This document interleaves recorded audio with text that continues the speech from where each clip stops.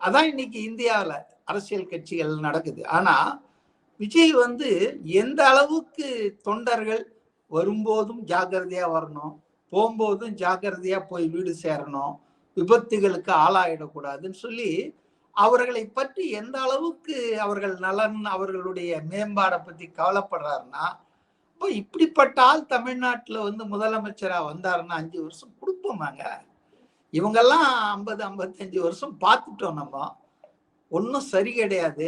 குடும்பத்துக்கு சொத்து சேர்க்கறாங்க. முந்தா நாள் பாருங்க, பெரியசாமி அவர் வீட்டுல தலைமைச் செயலகத்துக்கு எம்எல்ஏ ஹாஸ்டலுக்கெல்லாம் வந்துடுச்சு இடி. அது சரியா தவறா அந்த டிபேட்குள்ள போல. ஆனா நீங்க சுத்தமா இருந்தா ஏங்க மத்தவன் வரான்?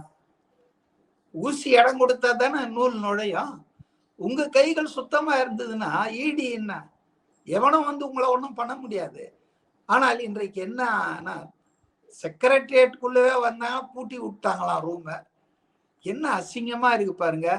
அப்போ ஊழல்ல மலிந்து இருக்கக்கூடிய கட்சிகள் 30-40 வருஷத்துல இவங்க தொண்டர்களை பற்றி என்ன கவலைப்பட்டாங்க, மக்களை பத்தி என்ன கவலைப்பட்டாங்க? லேட்டஸ்ட் உதாரணம் இது. அதாவது தூய்மை பணியாளர் போராட்டம்.